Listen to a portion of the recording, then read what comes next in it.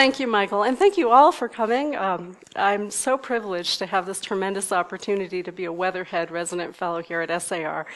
In a place where I can be so concentrated in my research and with such great colleagues who every day inspire me with new ideas. So thank you all once again. And today I will be using a lot less jargon than the title of that paper. So I'll try to make things as straightforward as possible. So as you know, the title of my talk is Listening Across Time and Geography, Exploring Sound in Archaeology. And because I've been a practitioner, especially in Andean archaeology at the sites Chav&iacute and an Inca site, Huánuco Pampa, my talk will focus mostly on the fieldwork and findings that I've done at those two sites, and primarily the work I've done at Chavín. I'll talk a little bit about some theory and some ideas, some rationales for the research, because the why and the how is critically important. But I want to immerse us in the research, in the things that we've discovered and the ways that we've gone about doing that. So I'll start with a demonstration of artifact replicas. So replicas of 3,000-year-old conch shell horns. And my field collaborator, Jose Cruzado, will help me do this demonstration.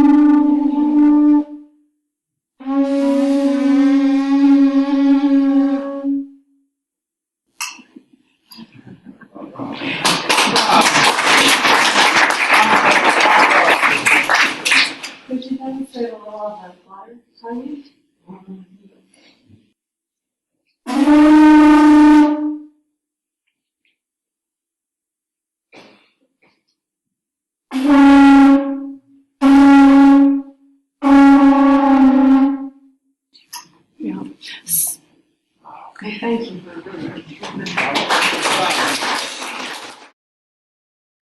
So those are replicas of these. These are 3,000-year-old instruments that were excavated at the ceremonial center Chav&iacute in the Peruvian Andes, and by Dr. John Rick and his group in 2001. In fact, they discovered a cache of 20 of them intact, and probably pieces for as many as 50 other instruments in a very, very small room adjacent to a ceremonial plaza. So very, very specialized kinds of sound-producing instruments that are undoubtedly ritual objects that have many significances, some of which we hope to understand a bit better, and others which, of course, will be impossible for us to recover. So the objects that Jose and I were playing they're all Strombus galeatus animals. So it's a Pacific warm water conch that probably was found somewhere off the coast of present-day Ecuador.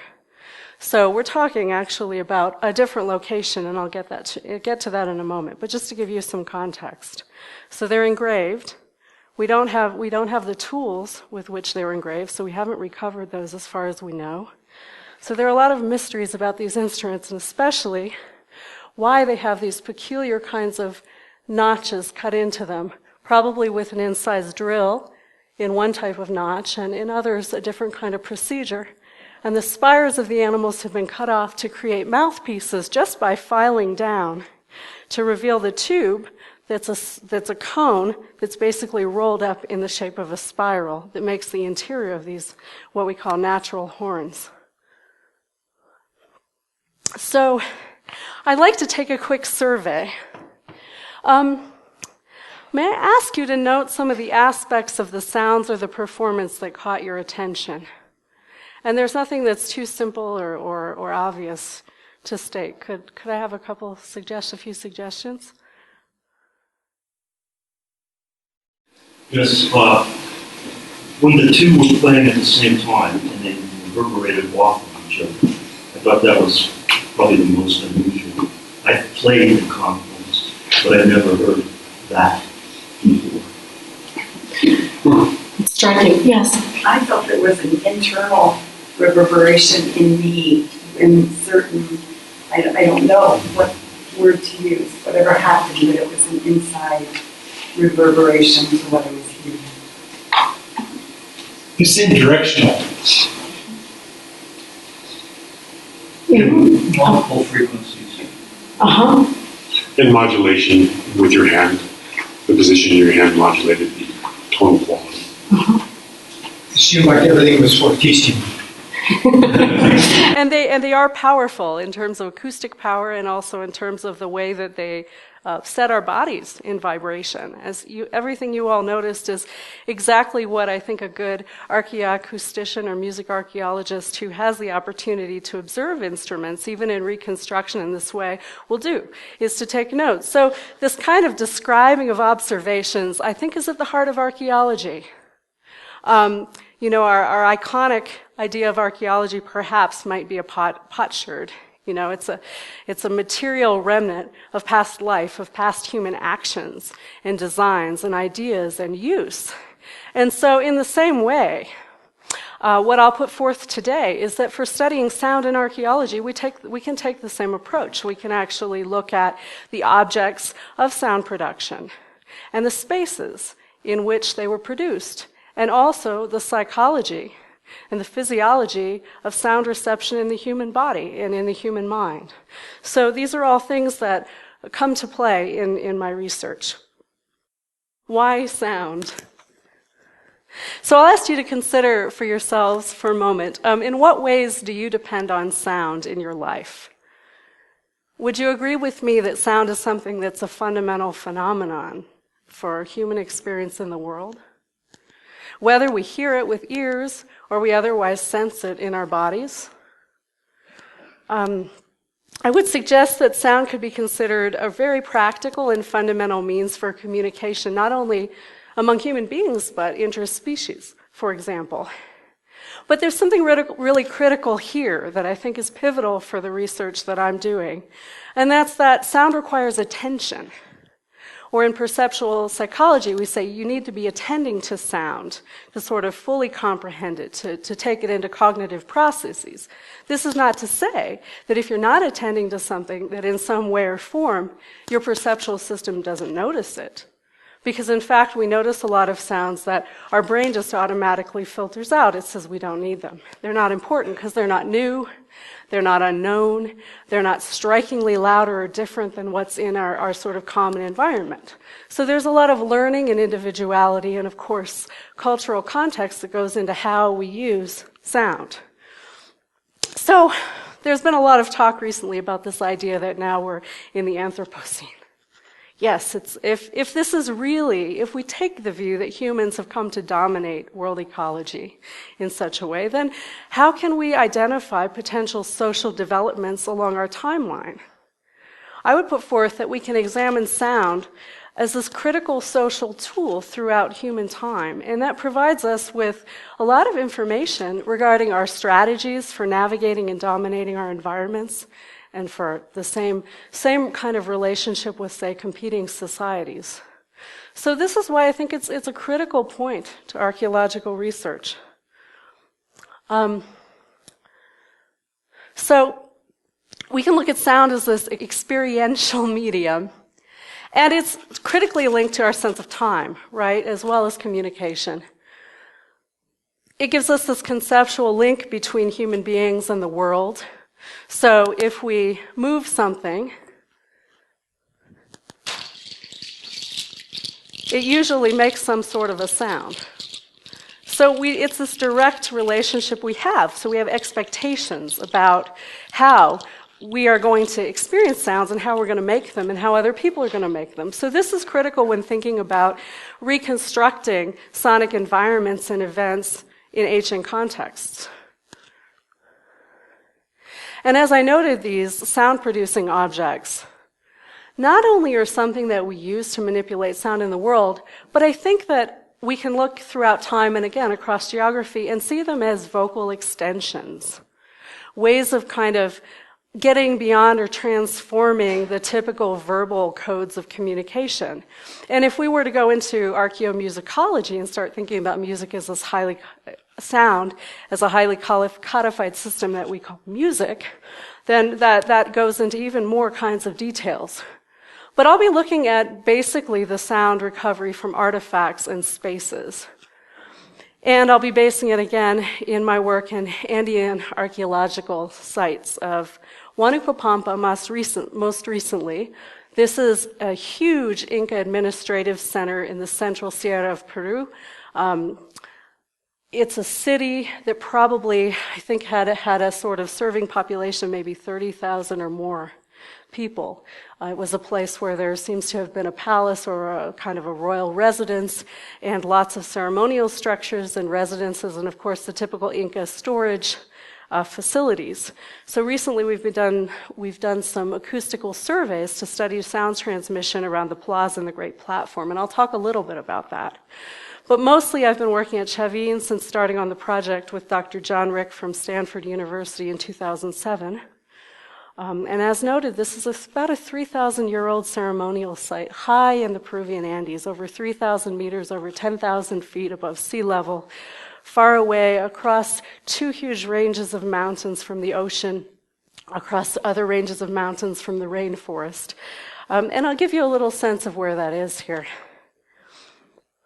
So if you go to the wonderful thing which is Google Earth, there's so many ways of getting maps now. And you'll watch my attempts to navigate. But here we are with South America, Peru, and you see the Andes, this sort of backbone that runs, this very, very young, relatively young mountain range that runs through South America and actually through the ocean floor as well, if we're really speaking about geology. And this dot marks Chav&i.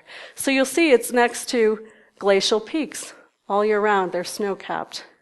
Huascaran is the highest mountain in Peru. And this is the valley where Chav&i is sandwiched. So it's a contemporary town and this kind of mounded-looking archaeological site that is at the co-joining of two rivers, which has become an increasingly important part of archaeological interpretation about the site because it maps onto an aspect of Andean cosmology that seems critical, the joining of two bodies of water. Water does seem to be critical to Chav&i in so many ways. So here's a panoramic photo taken from a peak to the side, and you have the Mosna River coming in here and the Huachexa that comes down here. The Mosna is a tributary to the Amazon, eventually joining up with other rivers later. And so you see that this World Heritage Site, UNESCO World Heritage Site, has had a lot of human activity. There are roof structures put on top of the archaeological structures, and there are pathways, and it is a functioning tourist site for the government of Peru. So if you go inside, you find these amazing labyrinths inside these kinds of tall, mounded over stone and earth and mortar buildings. And this is a floor plan of one of the bigger buildings by Silvio Rodriguez Kemble, who was a Stanford student and dissertation writer of John Rick's, who published extensive chronology based on laser mapping that she did over several years at the site. Here's a section that shows you there's a lot of kind of vertical dimensionality. And this is not to mention the fact that these buildings are built over layered plaza and terrace structures and a substrate of canals, kilometers of canals under the site. Narrow corridors, rectilinear forms. So it's a very particular kind of environment that's created. And here's a video walking us through a bit the Doble Mensula Gallery, as it's called. So gallery is just a term that refers to separate interior sections. It is only really an archaeologist's term of art rather than a particular linguistics reference, because we have no textual information from Chav&i. If there's some sort of verbal significance or the semantics of the iconography, we just can't interpret them at this point, although many researchers have put forth ideas about along the way to starting to interpret what the kinds of pictographic work that we have might mean. So it's a narrow enclosed space, and all the lighting that you're seeing is just artificial illumination. There are these horizontal shafts that connect the interior spaces many, many meters from the outside walls, and also interconnect the galleries with one another. So it's, again, a very peculiar space for the communication of air and light and sense, odors, sound. Anything that could sort of move along airways could potentially move through some of these ducts. So here we're in the outside world of Chav&i, and I'm sitting on a corner making recordings of sound reflections bouncing that I'm producing through a loudspeaker and recording from microphones on sticks here from this wall to understand what sound, if you put all the sounds possible for human hearing and sensation, what sounds come back to you in what amounts. So that tells us a lot if we want to start reconstructing how architecture affects sound transmission. So Chav&i is known for its cabezas clavas, or its tenon heads. These larger-than-life stone heads that probably adorned walls of the exterior buildings. They seem to depict humans, but others are quite animal, as we would say, other animal. And we see features like upturned eyes, fangs, strange noses and nasal projections. And if we go back, these kinds of grimaces that may be associated with some sort of use of a purgatory substance, maybe a psychoactive substance, in fact, for which there's a lot of pictorial evidence at Chav&i. The San Pedro cactus being kind of one of the local suspects that not only grows at the site and contains hallucinogenic substances, but in fact seems to be depicted on the lithic art of the site, or the lithic work of the site. This is a plaque that adorns a ceremonial plaza, and since it had been discovered in the late 60s or early 70s by Peruvian archaeologist Luis Lumbreras and his team, they've now found the piece that goes here, which seems to obviously be roots of a plant, which disambiguates it from some sort of a staff. Although we like to put forth the idea that there are these multiple kinds of significances and uses for things. So it could be both a staff and a piece of San Pedro. Here's another one of Chav&i's striking images. This figure, again, has the fangs that we noted on some of the cabezas, and it's also holding what may be a strombus shell. But it's a strombus shell with the spire here and the sort of shell lip here, and it has a face. And it's a very sort of Chavinoid face. It has the characteristics of many of the personages depicted at Chav&i, as we'll see as we look at more artifacts. This is a spiny oyster, or in the Andes they call them muyu, among other things. They often appear in pairs, not only at Chav&i, but actually to this day in Andean and South American kinds of ceremonies. So here's another plaque. Again, a figure holding an object which seems to be Patutu-like, but this one, unlike the previous, doesn't have any facial characteristics. Holding a staff. Sort of mostly animal features with a kind of human body. So this is so typical of what we keep uncovering at Chav&i, these blendings or transformations of human into animal forms, or animals into human forms, the kinds of combinations of the human and the zoomorphic. And this ceramic, beautifully reconstructed from pieces that Luis Lumbreras unearthed in the Ofrendas gallery, with a huge cache of other kinds of ceramics and shell and bone findings among the artifacts that he uncovered. But there are these kinds of divisions, which are very rectilinear, much like the architecture at Chav&i. And on one side you have these patutus, or the conch strombus shell, and the other side you have the muyu, or the oyster form. So again, they're together but somehow divided. So there are a lot of divisions at Chav&i, and a lot of archaeologists talk about that. I'll concentrate right now on the artifacts. Here's one of that cache of 20 some intact shells that I mentioned on display here at the museum in Chav&iacute, this particular notch. The notch, by the way, doesn't change the acoustics of the instrument. So my Stanford team in 2008 had the fortune to make acoustical measurements and tests of all of the artifact instruments that were in the museum, so 19 of the 20.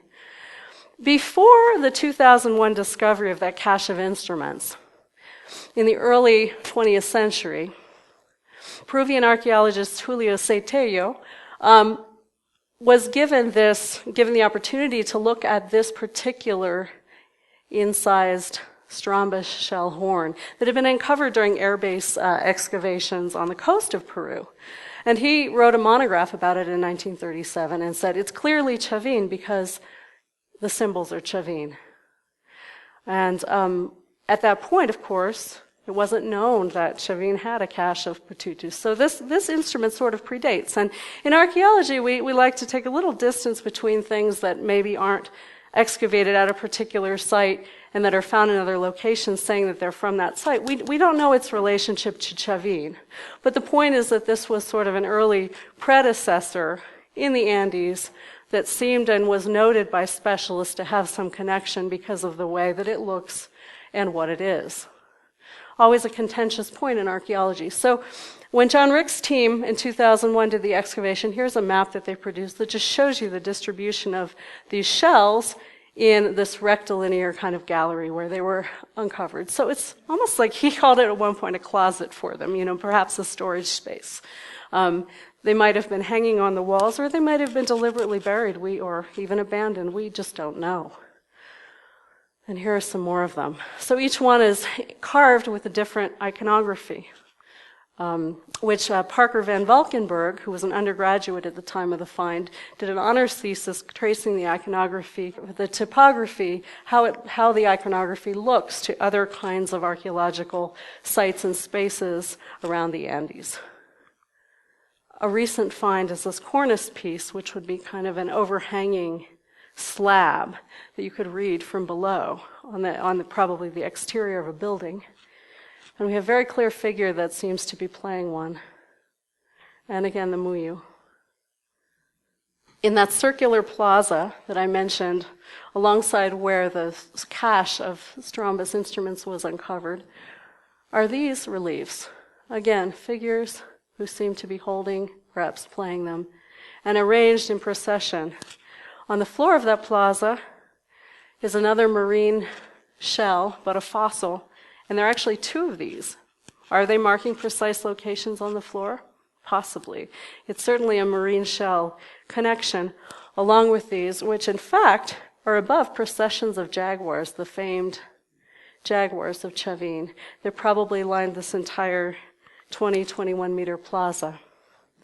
Chav&iacute is also known for the lanzón, or the great image. Lanzón just means lance-like in Spanish, and it's this nearly 15-foot tall granite monolith, white granite monolith, that's been engraved with facial features, fangs, claws, maybe a spine or a braid down the back. A very particular form that's been likened to agricultural kinds of ground-penetrating objects and plows in other Andean work. Hard to say if that connection is there, but it's now enclosed in a very small space. But over the construction sequence of Chav&iacute, we see that it was probably in a small plaza initially. So buildings over time were built around it, enclosing it and making it deeper and deeper and deeper and farther away. You get some discussion starting with the missionaries around the 17th century who came through Peru and started, well, it wasn't Peru at the time, but came through what's now Peru and started commenting on what they were discovering. And they were noting the great devils at Chav&iacute and the rivers that are controlled and run underground and the fact that it was probably some sort of an oracle site or a pilgrimage site. These are observations that were made when we start having textual information. But this is more than 2,000 years later than these buildings were built and used ceremonially. So with that in mind, we'll go back a little bit to our acoustical study of the instruments to talk a little bit about the methods that can be used to study sound-producing objects.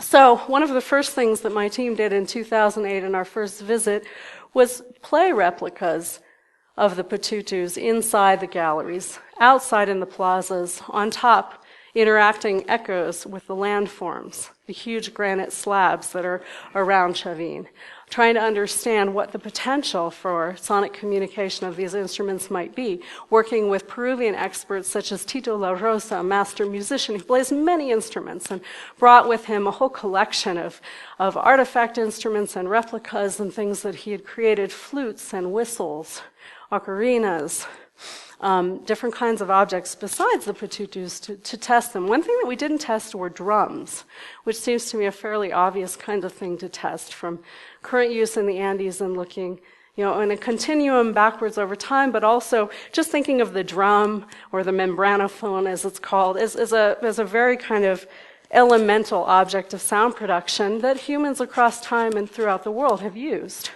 So we developed special measurement techniques to record all the sounds that these instruments are capable of producing, so that then we could make computer reconstructions, that we could archive their qualities, so that they can be better preserved. So we use these miniature microphones that we put at specific points along the shell. And the inside of this instrument is kind of like a cone, a spiral really, a cone that's rolled up in a spiral. So if you think of it as this cone and you measure the sound as it passes through the cone at different points, you can actually make reconstructions about how that form is changing and shaping sound. So this is Dr. Perry Cook, then at Princeton, now emeritus, also associated with the Center for Computer Research in Music and Acoustics at Stanford, where I was based during my doctoral studies.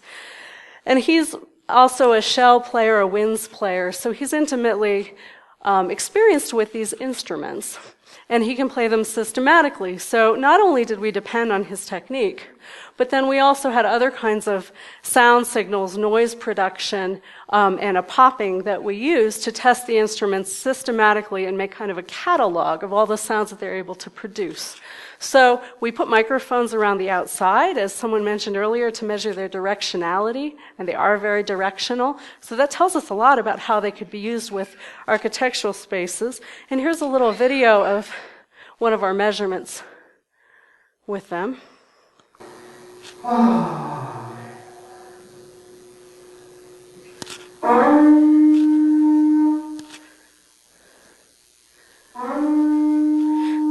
So we call that the sounding tone. It's what it readily produces. And there's a bit of variation. Most horns, natural horns, will produce an octave or a double frequency above that sounding tone, more or less. And that happens when the player tightens their mouth and restricts the vibrations differently.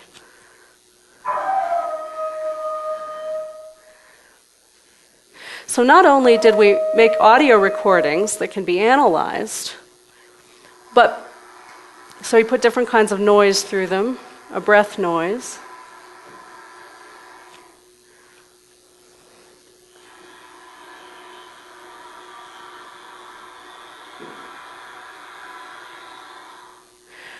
And what he calls a vocal fry.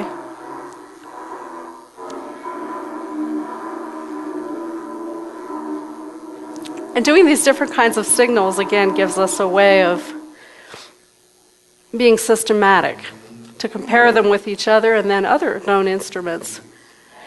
And then now he's slapping the mouthpiece with the palm of his hand. And that creates what we call an impulse in acoustics, which gives us lots of information about all the sounds that a room or an instrument can produce. So borrowing these methodologies from musical acoustics and from room acoustics, acoustical science, gives us a way of doing kinds of material science about the sound of the objects, kind of analogous to the way that someone who's studying pottery might do kind of microcrystalline analysis, for example, or other types of analysis of the kinds of clay, sand, gravel, grog, things that go into ceramics.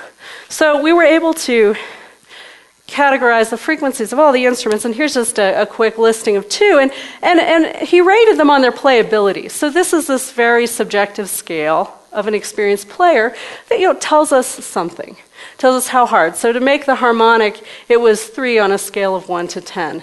And I don't remember, without looking at his notes, which way 1 or 10 is easier or harder, but...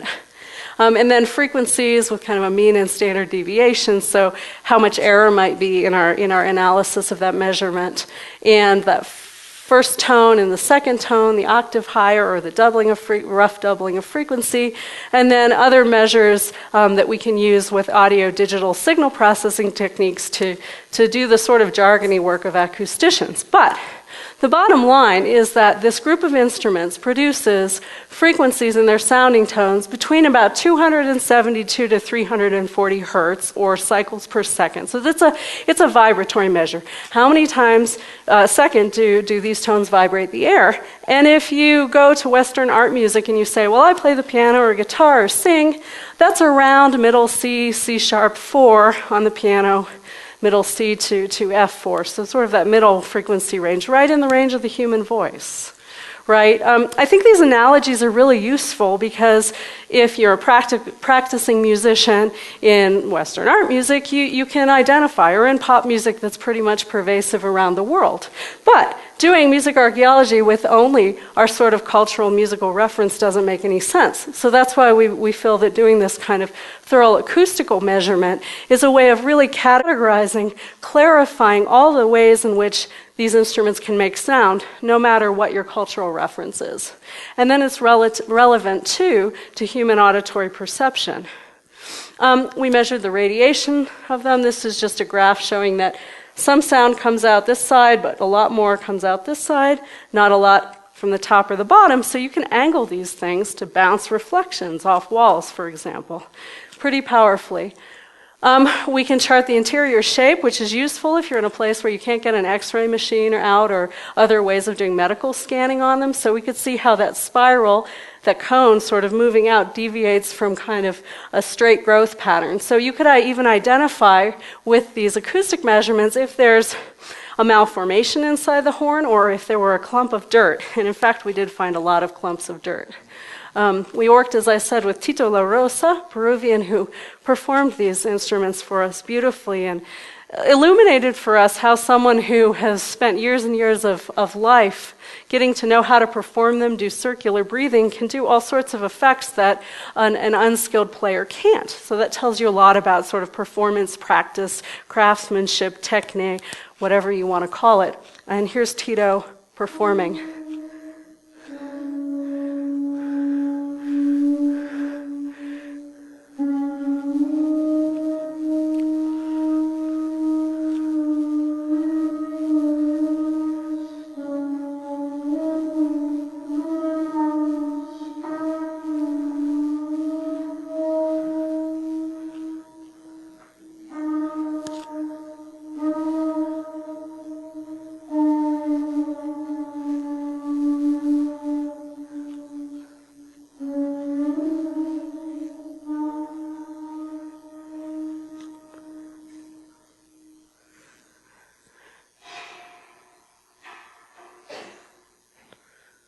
You see some of his other instruments there on his mesa, his blanket on the floor, and of course a selection of these 3,000-year-old instruments that the museum had granted us access to do this kind of a reconstructive performance with for research purposes. Tito later told us that he was gravely ill for about 2 weeks after this. The experience was such an impact on him, and he had some sort of strange respiratory infection, and it was a very strange anecdote. So this was a tremendous thing and something to think about on many levels. I mean, we didn't do any kind of biological analyses of these instruments, but who knows what was in them. So on to spatial acoustics. So you have some knowledge about what instruments might be able to do. Now, do we know that they were performed inside Chavin's labyrinths? We don't. Do we know they were performed inside the ceremonial plazas or on top of the buildings? We don't, but we know they were excavated from there. And we have iconography of people presumably playing them, figures presumably playing them, deities playing them. We don't know. So it's possible. So we need to know what the spatial acoustics are, not only for the way in which the patutus would enliven them or interact with them, but also how human voice and other instruments that we don't know about could interact with them. No other musical instruments or sound-producing instruments that we can clearly identify have been uncovered from Chav&ian times at Chav&ian. There seem to be some whistles from probably later occupations, or in our terms, more recent occupations. One of our tools that we use are these little precision loudspeakers that Meyer Sound makes that are useful for us for a number of reasons. Well, they're about 4 inches in diameter, so they're very small, they're portable. They produce almost all the frequencies we can hear and feel. They don't produce all the low ones, so then we have to bring in a subwoofer to capture that. But the radiation from them, the directionality, is much like the human mouth. So whereas some acoustical measurements try to do omnidirectional or loudspeakers that radiate in all directions, for our work where we're trying to approximate patutu sources and human voice, for example, this actually gives us a better sense of how those sounds would interact with an acoustical space. So we very, very clearly chose these. And we designed some tools like this, what we call the bouquet microphone array. These little sticks have tiny microphones on the ends. And by putting 16 microphones in the space, getting a test signal, the loudspeaker plays a tone that I'll play for you in a moment, and capturing it at the same time, because time and space are the same in acoustics, because sound travels in a readily calculable amount of distance per time, we can actually kind of triangulate and reconstruct walls and features on walls, and it's kind of amazing what you can do with acoustical science first principles. And in fact, if you're working from a scientific model, this is the useful, but other people can do the same types of measurements with other equipment and come up with reasonably similar results, so there's some consistency. And it's not to say that sort of scientific understanding of how sound moves in space is the bottom line, but just as material science for archaeological objects, it's a way of helping us record what the phenomenological space can be. And then that phenomenological experience, so how individual humans or humans as groups perceive sound in that space, has a kind of range that we can predict. And so we also use things like little microphones in your ear. And if I make a recording with 2 microphones in my ears and I play it back over headphones, it's like you're inside my head when I made that recording. And it also shows us how the human body disrupts and transforms what we call the sound field, or the space, or the sound in the space. So that gives us better approximations for human beings receiving sound in a space. And here's that tone I was telling you about that we use to test and record the acoustics of a space.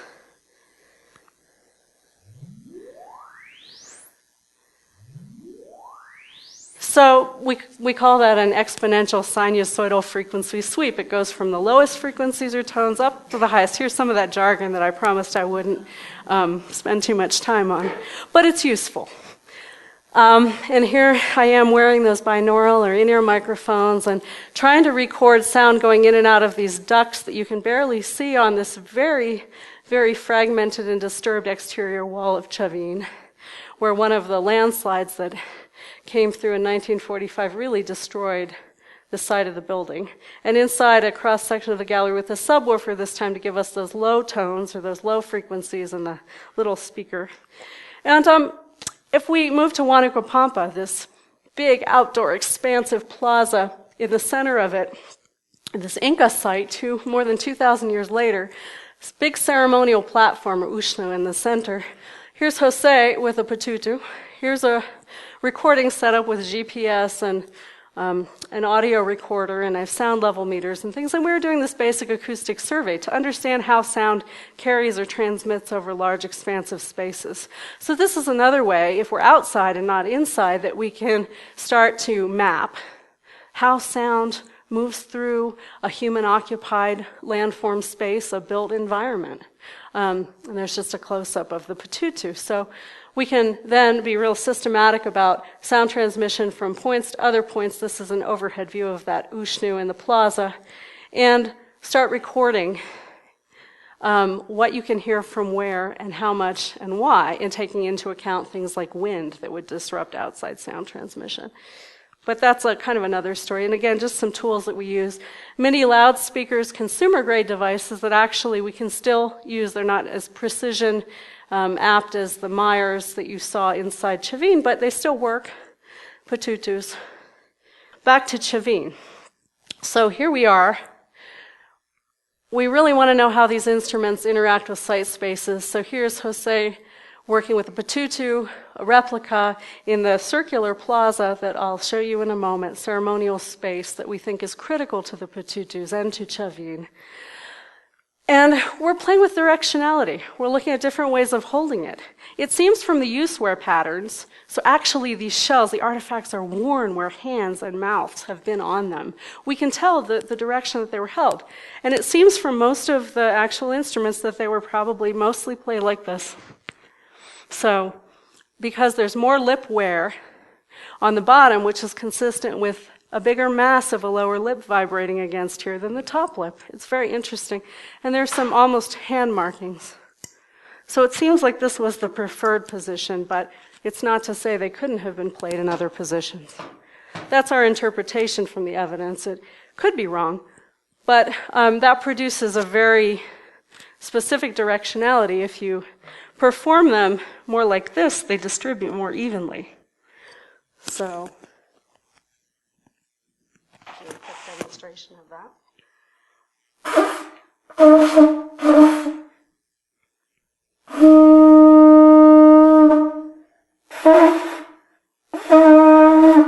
I don't know if that really sounded different to you all, but one of them gave you sort of frontal and the other was a reflection off the side wall. But getting ahead to where the story gets interesting, in the 1970s, Luis Lumbreras and a group of consultants he was working with decided to start studying the acoustics of Chav&iacute. They didn't use the same kinds of tools and methodology that we have now, but they wrote a very important paper that talked about the idea of Chav&iacute interior being these interconnected resonance rooms with tubes to move sound around, and that in fact it was extremely important for the idea of Chav&iacute, which I haven't talked about yet, as a place where there was a very clearly developing hierarchy, social hierarchy, based on probably some sort of a cult or religious organization in which you have leaders and you have initiates. You have people coming from all over to take part in something and perhaps working their way up to having greater levels of access to things at Chav&iacute. So here's in yellow Lumbreras' kind of summary of why sound is important at Chav&iacute, and my translation in white. I'll read it in English. A thundering sounding building is a lot more impressive for pilgrims than a silent oracle. Additionally, the sound source hidden below the building, only known by the priests or the initiates, is part of the mystery necessary for a liturgy with fierce and grumbling gods. The talking god, or roarer, is an excellent complement for the religious and economic success of idols such as the Lançon of Chav&iacute. The prestige of the site could be tied to the precision of the oracles for astronomy, and to the liturgical paraphernalia of the temple. And again, he's speaking about the Lançon, which is at the end of a 12-meter, increasingly narrowing corridor. What I noticed during my first visit to the site was that the carved mouth of the Lançon is actually aligned vertically with a duct at the end of that corridor, which goes out and connects to the circular plaza. So to me, symbolically, it's this line of speech. Symbolically, right? John Rick had done some work with reflecting light in, and has shown that if you shine strong illumination from the outside inward, it illuminates the face. So multiple uses for structures, right? But I thought there's something interesting about this alignment. We have to study it acoustically. If you look at a plan or an overhead view of the Lançon in that gallery, through that corridor, there's the duct, goes out to a staircase that leads out to this plaza. And there, in fact, are 3 ducts in parallel. Now, this wall is a mess now, so it's not in its original or intended Chav&ian state. So it's hard to do just simple observational testing with it to see what it sounds like. So it's really important to measure it to do reconstructions. So here we are again, the floor plan, and here's where those ducts come out on the circular plaza staircase now. And what I didn't mention yet that's very important is that in the 70s, Lumbreras had discovered in his excavations there's a canal that underlaces the stairway. The land zone is straight back in there. That's the end of that duct and corridor where the mouth is aligned. There's this canal, slate-lined canal, and in fact, at the time, they dumped water down it, a couple 55-gallon drums of water, and it made this, according to observers, this thunderous noise. Some said it was like applause, others said it was like thunder, some said it was like the roar of a caiman or this alligator. Here is a reconstruction that Jose Cruzado made from data from Sylvia Kemble and also some of the measurements we made to just sort of show that relationship. So here's a circular plaza, those jaguars marching along, the patutu players. On the floor here you have fossil marine snail shells, and that the patutus, the strombus horns, were all uncovered right here alongside in a gallery. So it's a fascinating idea, right? I mean, it's a symbolic idea. If this was the representation of a deity or an oracle and in some way could speak, what's sound transmission around this system like? So here I am standing in that middle of that corridor looking at Lanzone, looking at the duct, and put a mini loudspeaker in it, microphones along the duct to measure, just like the instruments, to measure how sound changes as it moves through, measuring temperature and humidity. Here's the external opening. It's very small. Now, in some respects, you think this is a reverse megaphone, right? I mean, how would sound come out of this? There's a microphone with a little windscreen to help cut out any kind of noise coming from airflow here, and there's my hand for scale. And so we measured this, and the acoustics are phenomenal. So what you're looking at are EQ graphs or charts about which frequencies are emphasized and de-emphasized for each of the ducts from south, center, to north. And the lines are each of the microphone signals as they record the sound, test sound going through. So what we see is that, and this is level, so from almost no sound to the highest level we can record, and then from low frequency to high frequency, what we see is from the plaza and the outside, we see a little bit of reduction in total level of the sound, right? So it's not a megaphone in that it's making everything louder when it gets out there. But what it's doing is it's only letting certain kinds of sounds go out. And the only sounds that can go out are the sounds in the range of the patutus. So this big, what we call a frequency bump here, those are the sounds of the patutus from the inside to the outside, and all the high frequencies that characterize human voices, for example, are just cut away. So they're filters, as we say in audio. They're ways of saying, you can go, but you can't go. So what does that mean if all the sounds that go through these ducts get filtered to sound like patutus? What's even more interesting in analysis terms is that the center duct has what we call another bump. So it has a little emphasis on higher frequencies right where these instruments have articulation. So the higher frequencies that make them sound like patutus instead of just like mm. So it's like the center duct is saying, I'm a patutu. I let patutus go and nothing else. It's an interpretation. But it certainly is something that shows a privileging of the architecture for this particular type of sound. And that's just fascinating to us. Because that shows some sort of design. Now, I wouldn't rule out other non-acoustic functions of the ducts, but there's no reason why they can't be multifunctional. And here's the perceptual result in kind of a really rough model, is that the sound radiates as if it's coming. Any sound made inside this gallery will get directed out. The central duct is the shortest path to the outside, so the sound will get there first. And then it's centralized for this sort of filter focus for patutus, and so you get this effect that it really is focused in the center. So it's calling you into the Lansone, perhaps. Another quick reconstruction. Just to show kind of the spatial, there's a human form for scale. Rough photos of the plaques. This is the idealized kind of straight walls that no longer exist. Now, the canal that runs under this staircase is not in this image. And there's the Lansone. Again, rough sort of photogrammetric 3D model. In the future, we hope to find funding in time to produce really, really good models. But this gives us the spatial relationships at least and is fundamental for doing some basic acoustical modeling. So I'm not leaving you much time for questions.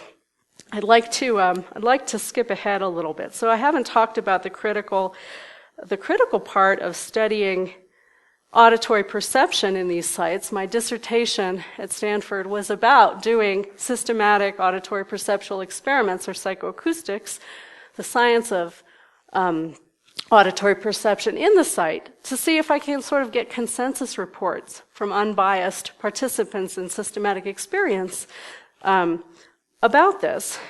And the short story is that in 2 galleries, I had locations for loudspeakers and people. And I had a systematic sound source, so just a Chavin Pututu tone coming out from different places in the dark. And I would lead people to the place, and they would have a map with a tiny little light that could really only illuminate the map, and they would have to listen and decide where they were in space on the map and mark it, and decide where they thought the sound was coming from.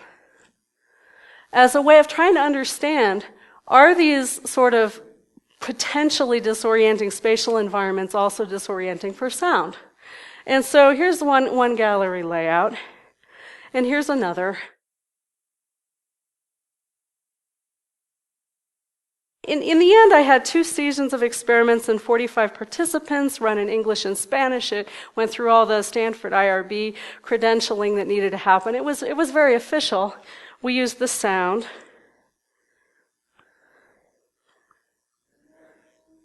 Repeated. So they got used to hearing it, and there are ways to look at habituation and learning. These are just some characteristics of the experiment.